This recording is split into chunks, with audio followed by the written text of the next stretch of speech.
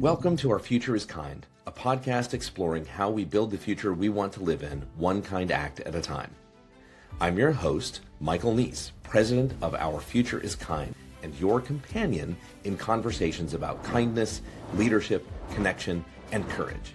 Each week, I sit down with thoughtful leaders, creators, and bridge builders to explore what a healthier, more humane future could look like, and the choices it takes to build it.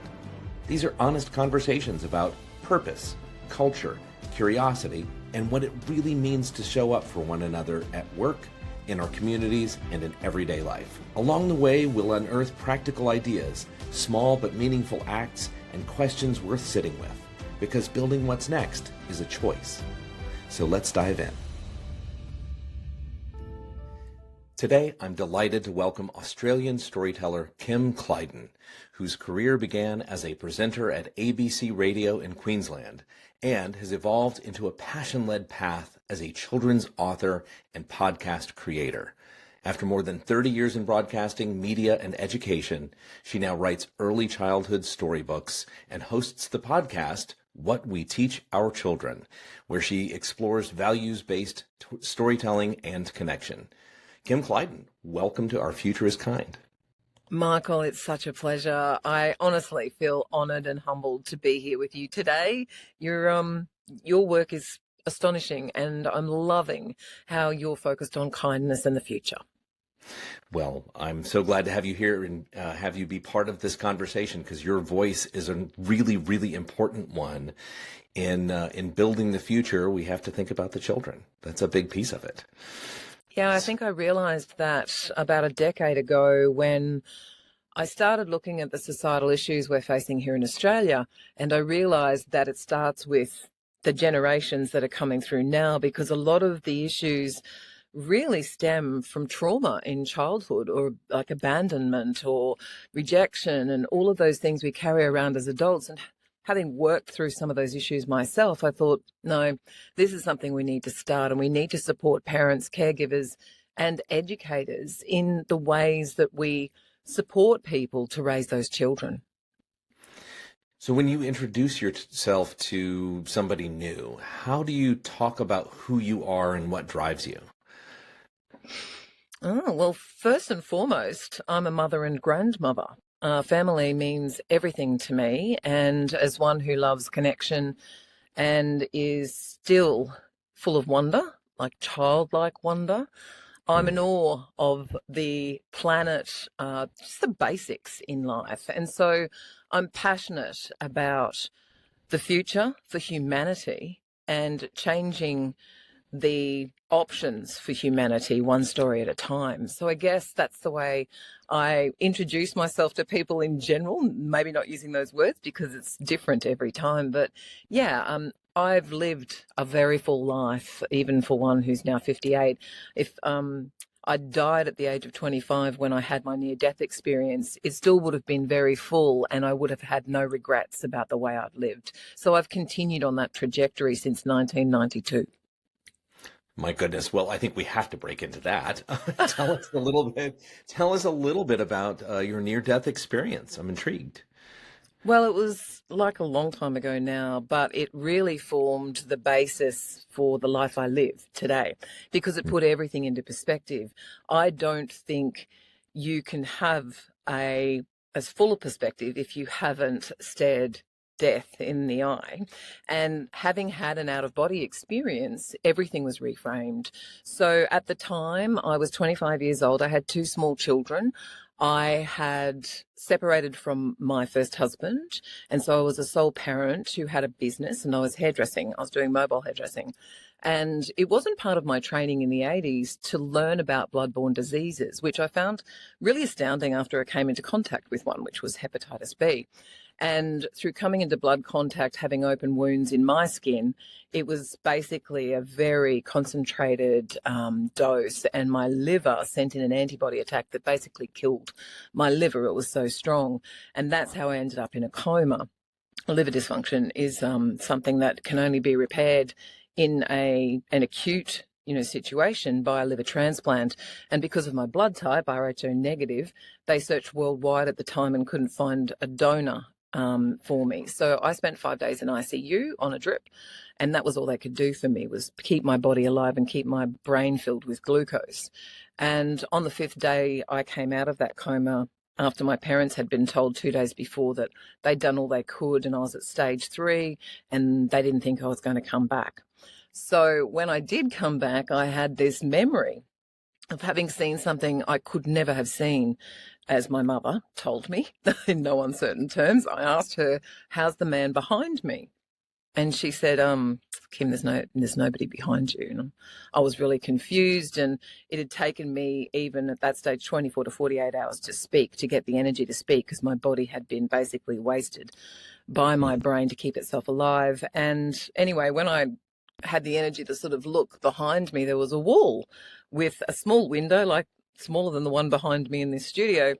And there, I'm like, okay, that's strange. And then I started to describe the people that I'd seen standing around this bed of a young man who looked, by all intents and purposes, okay. He was attached to a lot of machines and they were all crying. And I even described how many people, what they were wearing, the colour of their hair. And my mother said, "There's no way you could have seen that. That man, he hasn't been there for a couple of days." And she said that he had come out of an aeroplane with a parachute that got caught in a crosswind, plummeted over 1,000 feet to the earth, and all of his internal organs had been crushed. And therefore, he'd been left on life support. And that day, they were making the decision to switch it off. So I then came to terms with the fact that the only way I could have seen that was to be out of my body.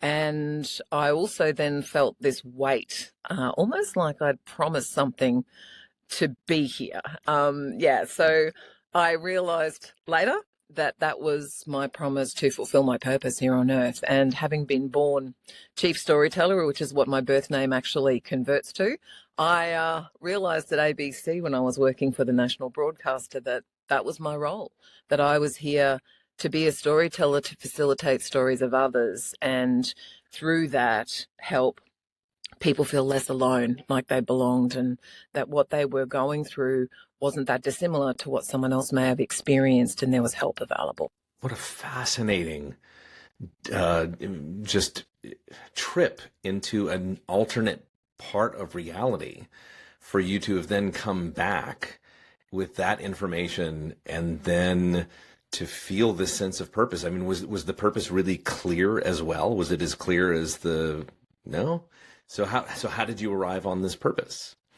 It was through a series of events. I've always been quite an energy reader. So I ended up falling into things like sales and, marketing and things like that as a creative. And it wasn't until I fell into radio after my near-death experience that I found something I really loved. I mean, I'd been hairdressing, I'd done sales, I'd done, a whole heap of different jobs in hospitality. But when I found media, and particularly radio, I found a place where I actually belonged, and people respected and appreciated my natural skills. I mean, I was born with this voice. My mother cultivated it by putting me through speech and drama and dance and piano and all these things that had me culturally experience all aspects of life. So it gave me a very rounded perspective on the world. And she was a great communicator. I mean, we were always meeting strangers, so I have no fear of talking to anybody, whether they're royalty, on the streets. It doesn't matter, because we're all people and we're all leveled at that same foundation by our humanity, whether we're in touch with it or not, Michael. And so when I found radio and I started voicing commercials and writing commercials for my clients as an advertising executive, they all of a sudden ears were pricking up and they're like, "Is that your voice on that ad? And this is management." And I'm like, mm-hmm. And they're like, "Wow, how'd you like to do a pre-recorded show for the weekends? You can host the evenings." I'm like, "Great, let's do that." Wow. And it was pretty cool. And so from, advertising and sales to broadcasting was a pretty, but it took years, Michael. Nothing happened overnight. I left radio and, went back into sales when mobile phones became a thing, and I was selling for a family friend. And then it wasn't until I came to Mackay, where I live now in tropical Queensland, that I experienced wind television and television production I loved that job because it was a combination of voice and images, and I found plus text, and I found this, medium that I could tell a story even more effectively. I love the creativity of audio because you have to be able to elicit images in the mind through using descriptive words, tones, music, it's a creative thing in itself. But television just exposed me to a whole new world. Then I went back to radio. So we're talking about 20 years. And it wasn't until I got to ABC in my 40s that I recognized the storytelling attributes versus advertising and marketing, and how you could actually talk to someone who owned a business about their expertise and elevate their profile more than advertising or marketing ever could. And I went, okay, I've got it now. This is where I need to be. And when I left ABC in 2016, it was to serve charities, government or taxpayer funded, as I like to refer to it, organisations and not-for-profits, because they were the ones who could least afford the services of someone like myself, in creating stories, in putting content out and developing, events or whatever it was I was doing. And so I've spent the last 10 years doing that.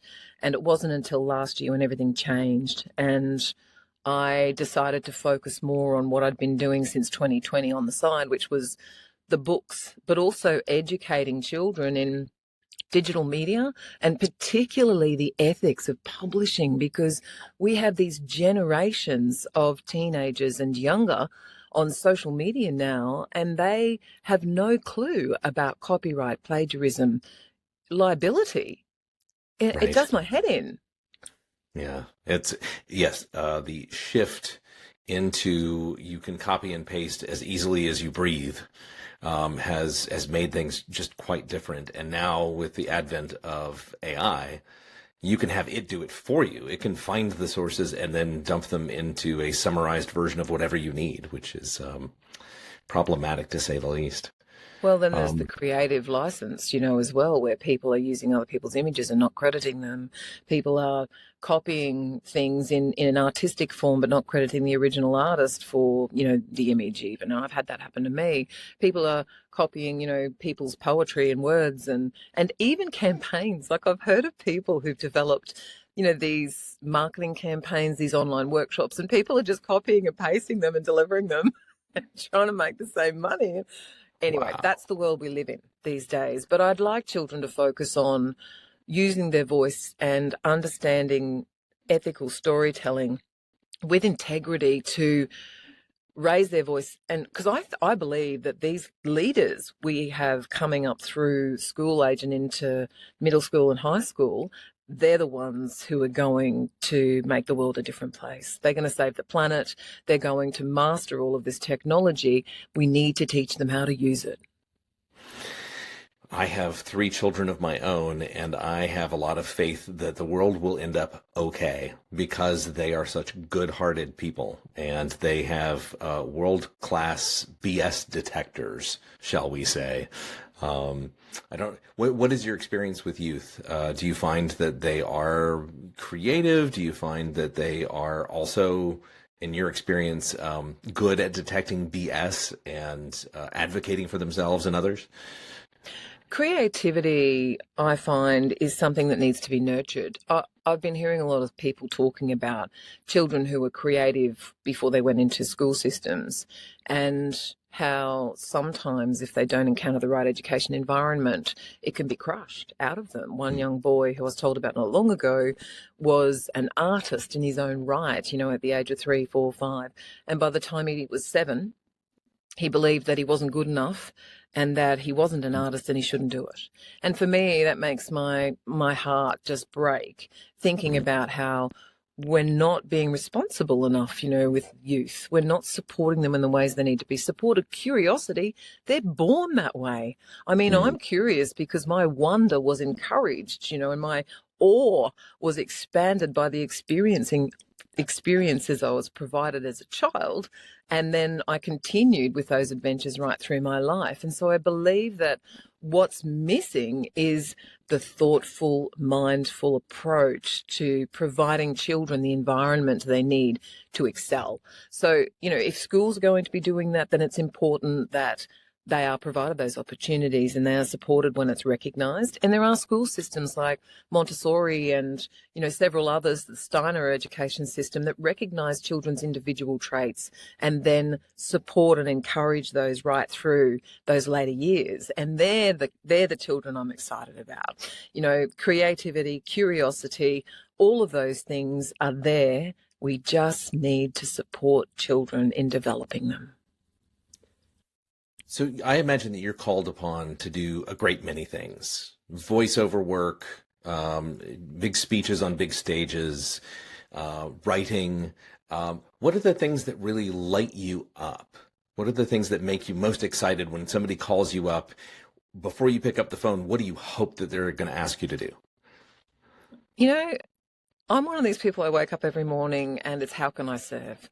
I love the excitement of not knowing what this day is going to hold. And that's the beauty of working for yourself, I suppose, and doing what you love, because I'm guided by those connections and those contacts that come out of the blue, and having that faith in that will happen and I'll be directed in the right direction.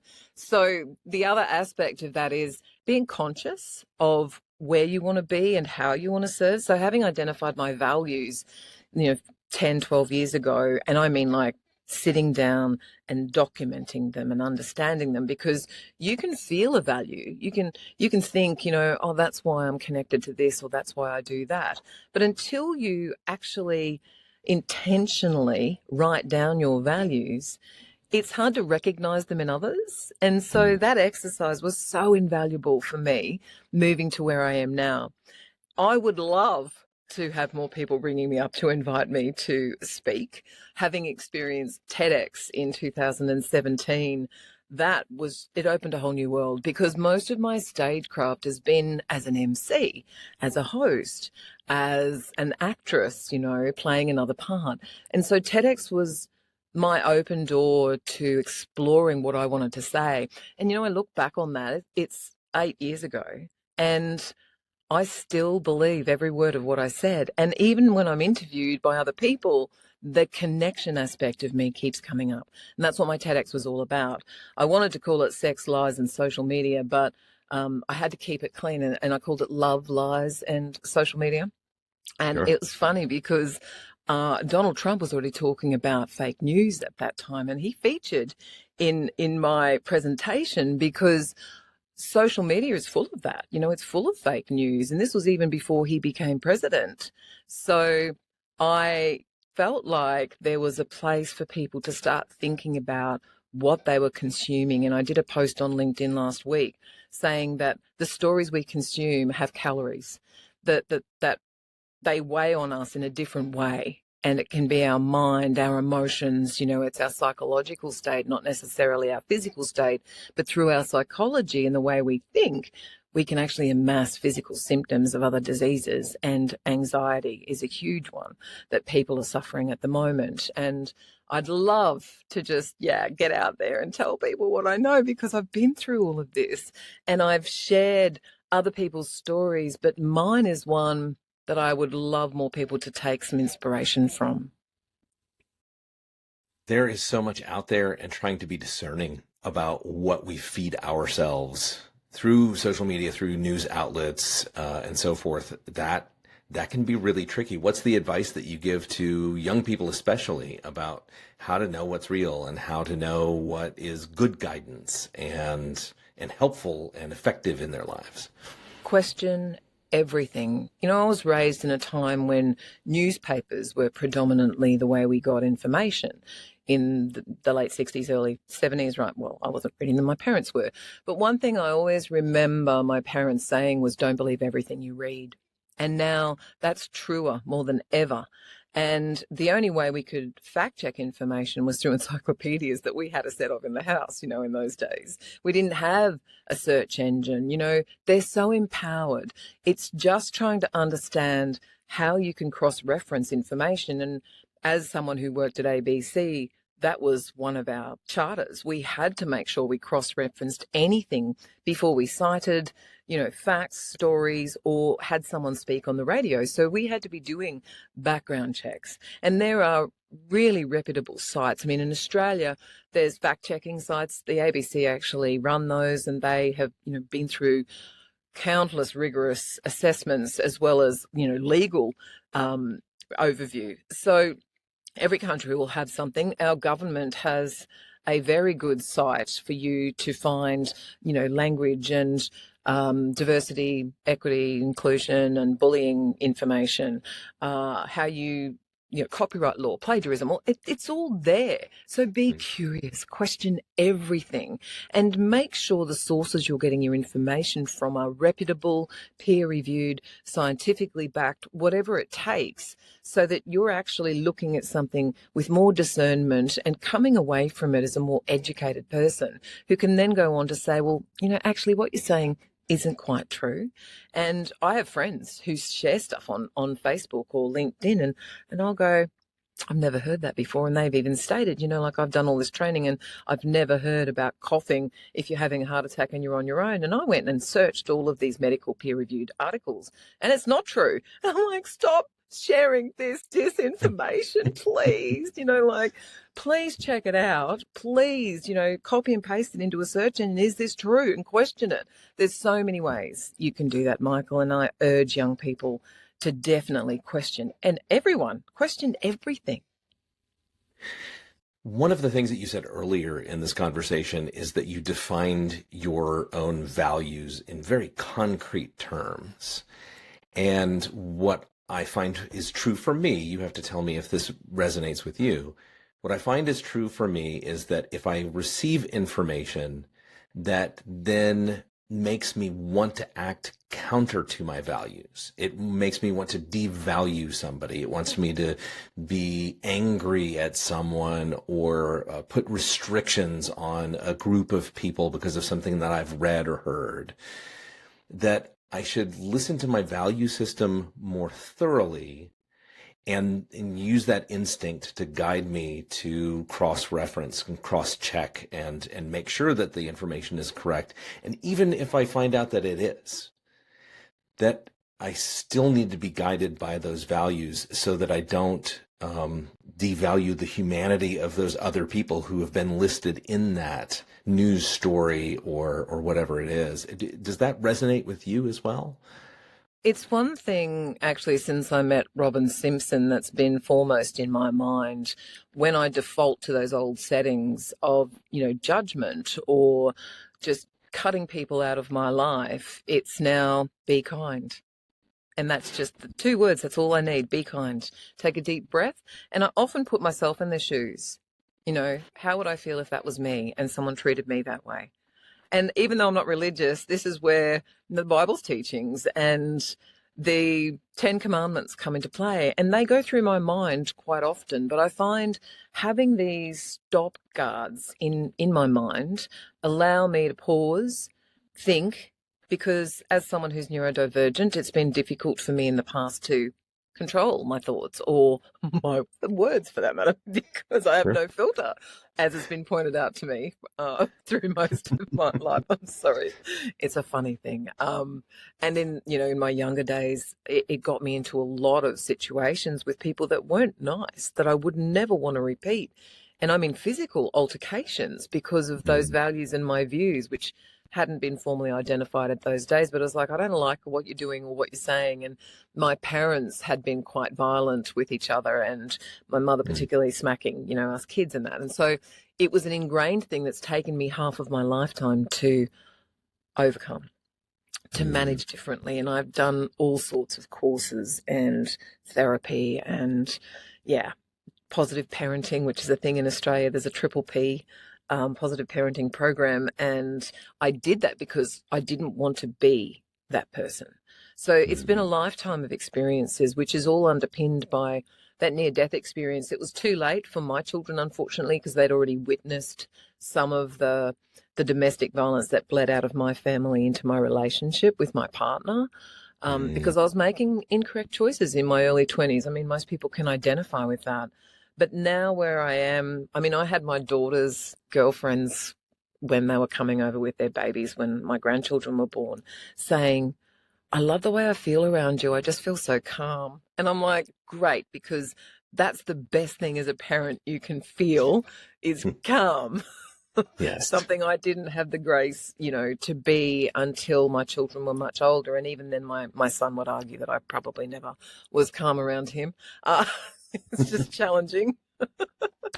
But, this is just life. And I think this is where we need to come from, Michael, as you say, to think, what about, there for the grace, but for the grace of God, go I, it's that type of thing. If we can identify in someone else a failing or a learning that we've had to come through and think about, well, is it my place to support them? Is it my place to educate them? Is it my place to comment even?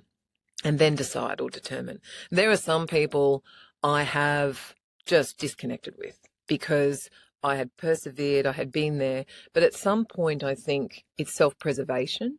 And you need to think about how much of a vexation this person is to your spirit and whether or not it's warranted that you're, what's your role here? And is it best just to remove yourself and step away? Well, at Our Future is Kind, we talk about all different kinds of kindness. And part of that is being kind to oneself. If you have somebody who in your life who is toxic, who is really poisoning your existence, if you've tried and you've tried and you've tried and you've given as much grace as you know how to give, at some point there has to be that self-preservation instinct, and there has to be that moment where you say, this is unkind to me to continue to associate with this person. So I applaud you for the fact that you have to make those very hard decisions. Kindness is not always easy, but when kindness is at its best, it's honest. And sometimes that means you have to act in ways that are really, really hard.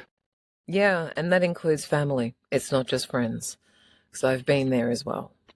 Yeah, that makes sense. And I think that a lot of our listeners can relate to what you were talking about as parents. When we're younger, we try to make the best choices that we know how to make, but just as our parents left little dents and scratches on us, we inevitably are going to leave some on our children, and they're going to do that to their children. And I think it's best if we don't indict each other, but instead try to understand what were the motivations. How did you arrive at this point? What were the things that you were trying to do on my behalf? Those are great questions. They are. And I think the incremental changes that we can make, I became disappointed in myself by about my 30s or 40s, especially when my children started entering relationships and I found some domestic violence playing out in their lives. It wasn't the same as what I'd experienced. It wasn't physical. It was more emotional, or it was psychological, but it was still domestic violence. And I was like, this is what I wanted to avoid. I wanted to alter the historical patterns that had been playing out in my family for my children because I loved them so much, but because I wasn't healed enough in my early 20s, and it took me on a journey while they were growing up. I mean, one thing I did was I apologized whenever I'd done wrong, and I set a really good example to them of seeking help and getting counseling from outside sources. And even, encouraging them to do that when they encountered difficulties. My son was very sad, a sad boy. And by the time he was 9, he didn't want to live. And that shocked me. And it horrified me to the point where I had to take action. And I encouraged him to speak to someone about that because obviously it was difficult for him I couldn't counsel him. I was still being counseled myself. So, yeah, I agree. And kindness to self and love for self has been one of the biggest challenges I've faced in my entire life. So I appreciate you sharing that with me, Michael. I think it's true for all of us, though, Kim. I mean, there are so many people who are raised and find out later in life that the negative voice, the very hypercritical voice that they aim inward at themselves, isn't a kind way to live. You get this one life, and trying to support yourself through it is the goal. And the great thing to do is to say, well, how do I support Michael today? How do I support Kim today? As opposed to, oh, you never get this right. Of course you're going to mess that up. Having that voice and being able to say, I understand you served a purpose at one point, but no longer do you serve me. And I think I've got it from here. It's okay for me to make a few mistakes, and I'm doing my best. I love that. And that is exactly the way I've approached the last 25 years of my life, basically, because I understand that's how, when we give kindness to ourselves, and, self-love is another level of kindness. But when we are kind to ourselves, we can actually have the space to be kind to others. And I think that's really the first step we all need to take, is to show ourselves kindness and understand, that voice isn't even yours. That voice is coming from external forces that shaped you as a child, which is why I do what I do, because it's so important for people to understand that if they can, stop that or learn through the process as I've had to as a parent, as a grandparent. And even that is another journey, like having to step back and say, this is my daughter's time. And she's actually said things to me like, I'm so sorry, I've got this on Do Not Disturb, and my husband's trying to call me. She's actually even said things to me about, this is my house, my rules, stay out of it. I don't need your advice. I don't want you stepping in. So now when she comes to my house, I'm like, my house, my rules, and there are none. Kids, you do what you want. Right. You do you. Right. Oh, yes. It's, yes, living, especially with family, is always messy. It's a guarantee. Yes. And, but these are the close relationships where we can actually explore. And I've watched my grandchildren be so, like you said, so beautiful, so kind, so, I don't know, just nice human beings in the world. And sometimes their behavior at home does not match what they do outside the home. And my daughter's just like tearing her hair out. And I'm like, hang on, this is where they can be themselves, where they feel safe, to have a go at each other, or to run around, or to say things they wouldn't say in public. Like, this is where they get to not wear that mask or have to fit into a certain situation. I don't want my grandchildren feeling like they can't be themselves, because how can you be true and authentic if you're constantly changing masks in different environments to fit in? One of my favorite psychoanalysts in the world is Dr. Brad Reedy, and he wrote a book called The Audacity to Be You. And I never remember the subtitle quite correctly, but it's something along the lines of how to love the horrible, rotten, terrible parts of yourself, or something along those lines. But yes, I think you're right. The ability to be who we fully are and not worry so much about, am I being right? Am I being correct? I think that is an essential thing that kids need to learn is, okay, there are certain consequences for actions, but you should still also understand that it's okay to explore. It's okay to try to understand who you really, really are and what you really, really want. Well, it helps down the track. And if we can maintain the connection to our core nature, which is something I picked up from Bryn Edwards, who studies into the quantum, realm theory for humanity, is mind-blowing. But Bryn, he talks about this maladaptation is the way he puts it, but it's the mask wearing. And I think if we can encourage children to do that as children and understand who they are and how they feel and what their values are, they have a better chance of carrying them through life and not having to identify them in their 40s, as I did, Right. when, I've lived half my life. So, yeah, it's true, Michael. So tell me, Kim, what exactly is it that you think of when you think of kindness going right? Oh, that's a good one, Michael. I think you should have sent me that so I could ponder. It's fine. Kindness going well. Actually, there you go.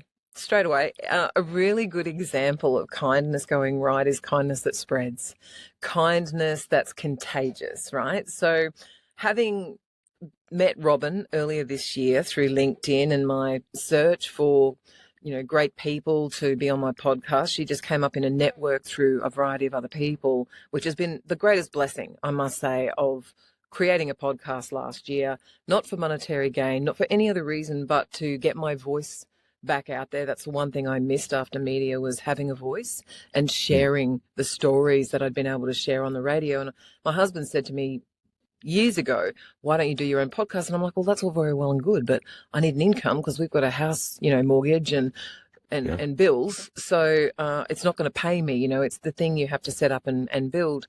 And whilst it's great to have that, the blessings and the energy you get from connecting with people like authentically, and they allow you in. And James Kellogg said to me recently, it's not vulnerability, it's being available. He's been exploring this concept of how vulnerability is seen as a weakness, but making yourself available to others and being available with others is that openness that's required to share authentic truths and to allow other people the space to share theirs, right?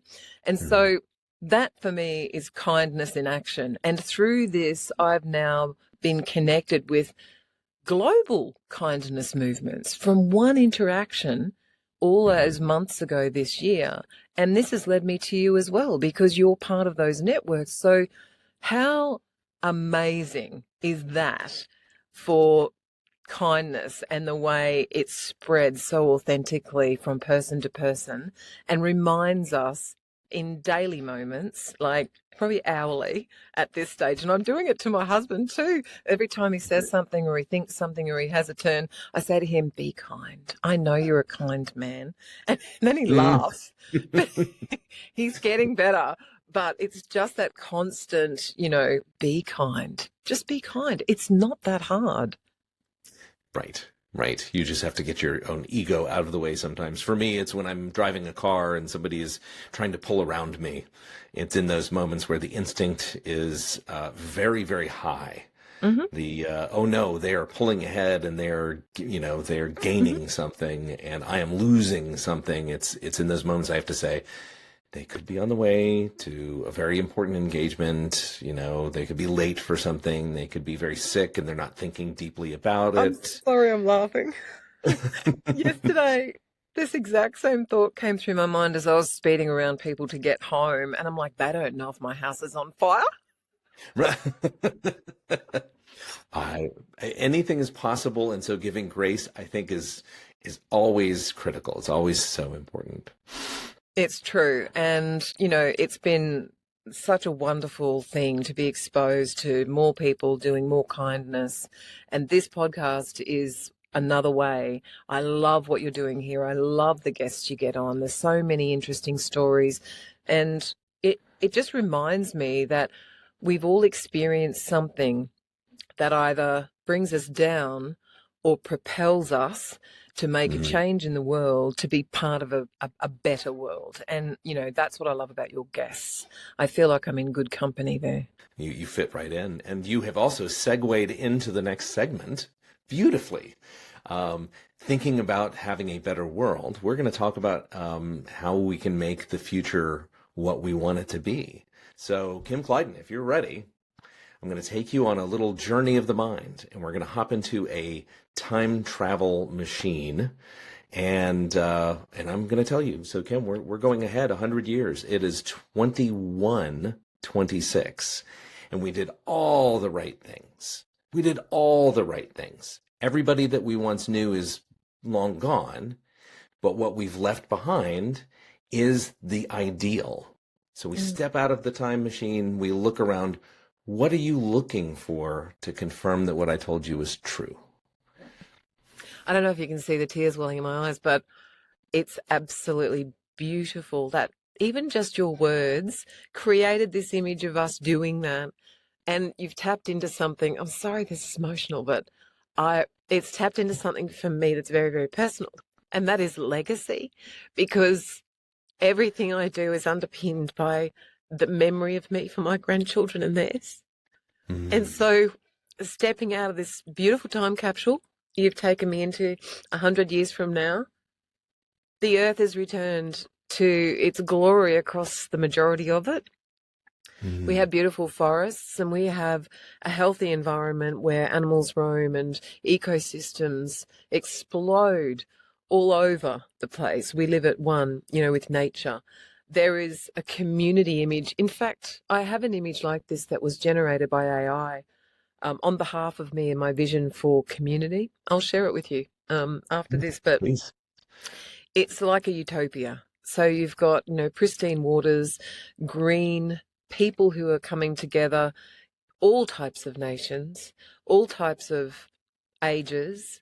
One thing I can see is wisdom. It's finally being recognized where so many traditional cultures recognize wisdom and they honor it and cherish the elders in their families and their tribes, villages, communities. This has happened, by 21, 26, all these things have come to pass and we're actually living the life I think we're meant to live. So that's beautiful.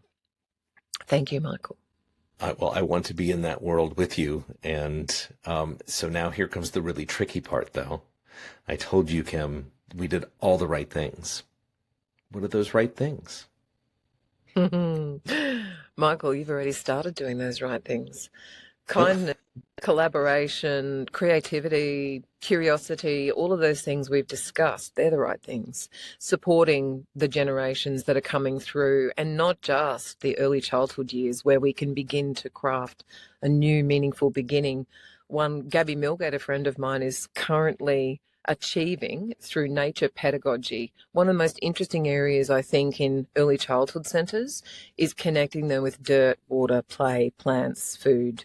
Chickens, she brings chickens into, nature pedagogy as well, but giving those early years that connection, because a lot of centres who are now taking care of our, 0 to 5-year-olds, if they don't give them that connection and they're not getting it at home, that's the only way we're going to achieve those environmental outcomes is if children are connected to country, to earth, to cultural things.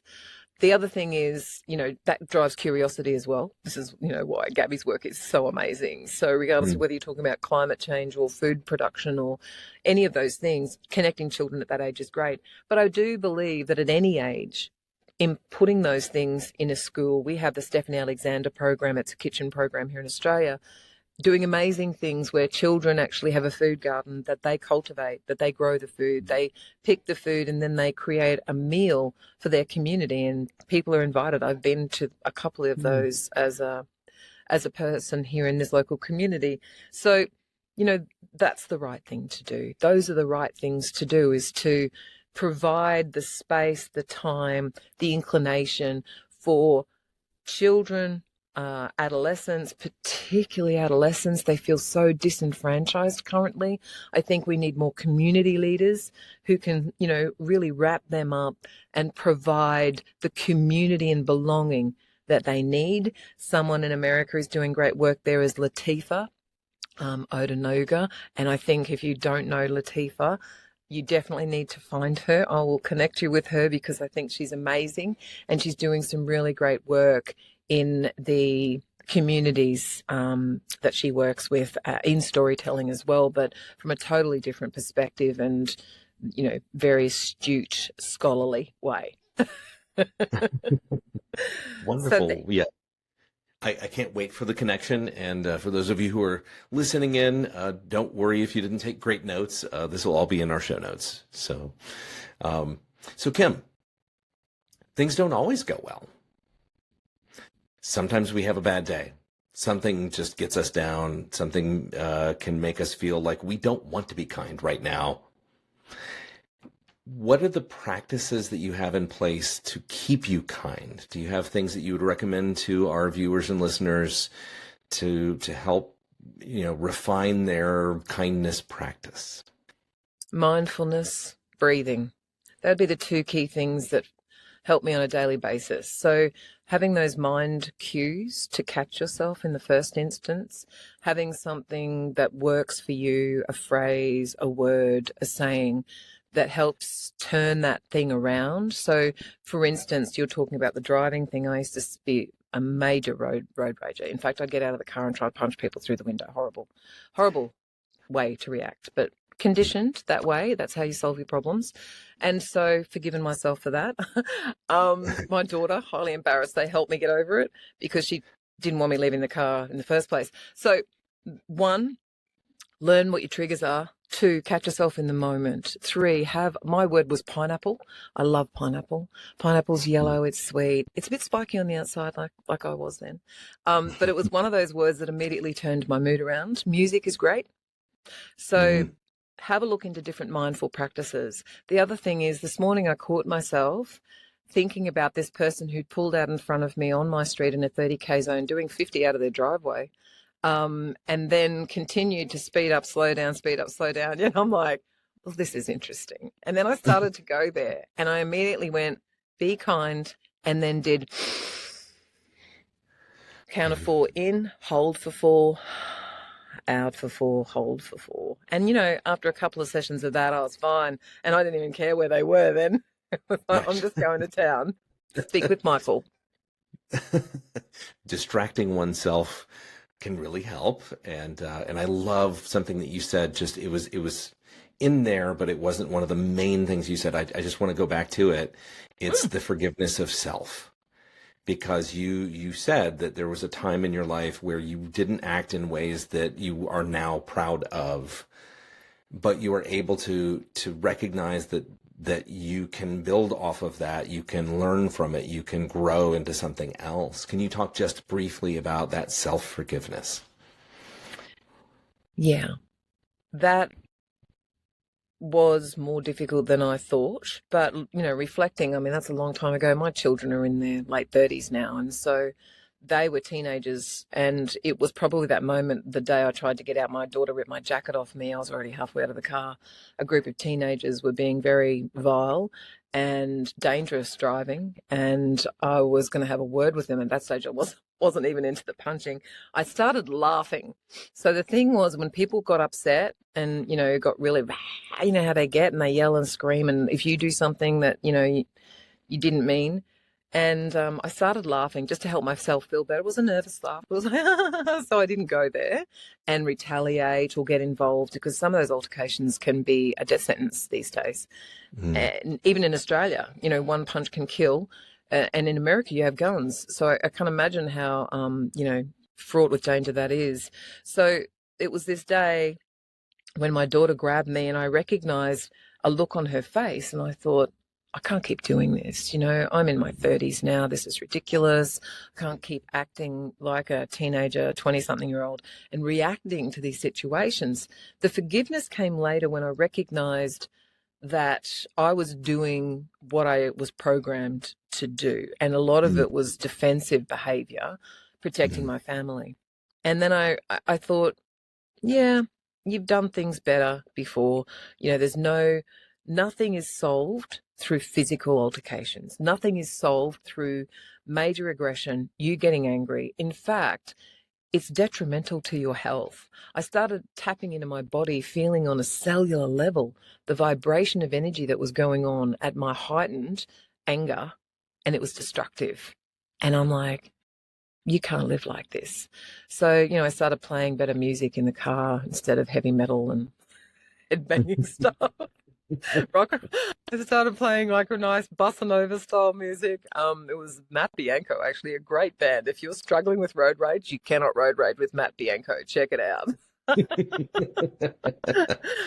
So yeah, look, and self-forgiveness, just be kind to yourself. Think about the fact that you've got this, and it's going to take time to change. Nothing happens overnight, but the more you catch yourself and the more you feel better, then you can look back and you can think, yeah, that was all I knew then, but I know better now. So I forgive myself. Love that. Love that.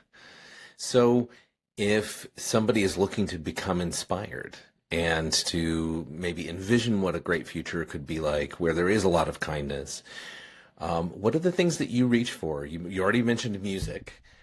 You've already mentioned music. Are there podcasts, books, movies, TV shows? What do you reach for when you want to inspire yourself? Wow. Podcasts are relatively new to me, so there's not really any I could pull out and say, I've enjoyed some Mel Robbins stuff. I love Stephen Bartlett's interviews. Some of them have great depth. That's the Diary of a CEO. But, everyone listens to those podcasts. I think reaching for inspiration usually comes through my networks. So I've gotten a very strong network on LinkedIn. And every day now, and even Facebook, people talk about all the trash they see and how people post this and they post that and not interested in what someone's eaten that day or their lavish lifestyle, which is, usually a little bit of a front anyway, because no one has a perfect life, by the way.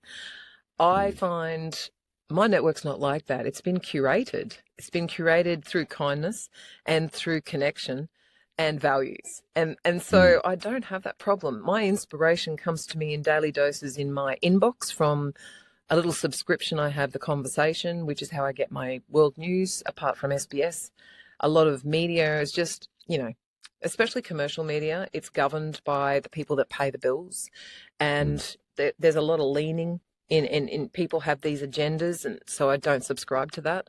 I subscribe to great information. So the Conversation in Australia is basically content from all over the world that's curated from, university professors, peer-reviewed studies and thought leaders in these spaces, and often collaboration between several of them writing on issues that are affecting the world. So you want good information, go to theconversation.com. .au maybe, and just choose, a really reliable platform of people who are doing independent journalism. It's great. Support them, pay them, get a subscription, give them $5, $10 a month, whatever you can afford, but support the people who are doing the truth telling, who are basically balanced reporting, giving you the facts, giving you, whatever matters. And then in your social media, consciously choose the content you see. Like, follow me on LinkedIn for a start, because I'm actually curating content to help you understand what you take in is up to you for a start, but two, can do great damage or create healing. So choose the content, find a place. I love opening LinkedIn. I love getting my notifications overnight from America and the UK. It's a whole new start to my day. I'm connected to a lot of kind people, and I'm more than happy to connect you, if you're listening, to my kind network. I do it absolutely intentionally every week when I post my content. I'll teach you about storytelling techniques. I'll show you how you can engage people, how you can grow a worthy network with a values-based intersection. How's that? Love it, love it. So if people want to reach out to you, Kim Kleidon, how do they find you and support what you're doing and learn from you? My website, my socials. So kimkleidon.com is my website where you'll find an RSS feed to my podcast. And I urge anyone who is influencing children to have a listen, or even someone who's trying to heal their inner child, because I've found through having these conversations, I've identified areas I wish I'd had more strong development in as a child myself. But it's also meant, maybe that's where I should look. Maybe that's something I haven't actually uncovered about myself. So, if your parents, particularly grandparents, teachers, anybody who influences children, you might be a community mentor, you might be a counselor, but if you have influence over children, please have a listen. There's some gold in there from the people I speak with, and I'm always looking for new people to discuss things with. So if you've got some recommendations, bang that into my inbox from my website or LinkedIn. Connect with me there, follow me there, DM me there. I don't mind. I'm also on Facebook and I'm also on Instagram. And What We Teach Our Children has their own profiles there as well. So, yeah, that's me. Well, Kim Kleidon, you are a treasure. You are a marvelous wonder of this universe, and I feel so grateful that you and I are connected and that I got to have this wonderful conversation with you. So thank you. Thank you, Michael. I'm honestly blessed. And yeah, stop it. You'll make me cry again. Thanks for being on the show. Thank you. Mwah. This episode's kindness challenge. Teach with curiosity, not assumption. When you encounter information, whether online, in conversation, or within your community, pause and question with kindness. Kim emphasizes that teaching children and adults to discern fact from fiction, to question everything, and to cross-reference reputable sources nurtures both intellect and empathy. By embracing curiosity over quick judgment, you make space for understanding and connection rather than division. A powerful kindness practice in everyday life. Want to stay inspired so you can stay kind? Surround yourself with values-aligned voices. Kim draws inspiration from curated networks and thoughtful content, especially platforms that prioritize truth, community, and positive influence. Her daily media intake comes not from sensationalized news, but from sources like The Conversation, where independent, peer-reviewed journalism informs without inflaming. Choosing content that feeds your heart and mind and consciously filters out the noise helps you stay grounded, receptive, and ready to act with compassion in both big moments and small. You've been listening to Our Future is Kind podcast, where building what's next is a choice. Make your next choice a good one and help build the future we want to live in.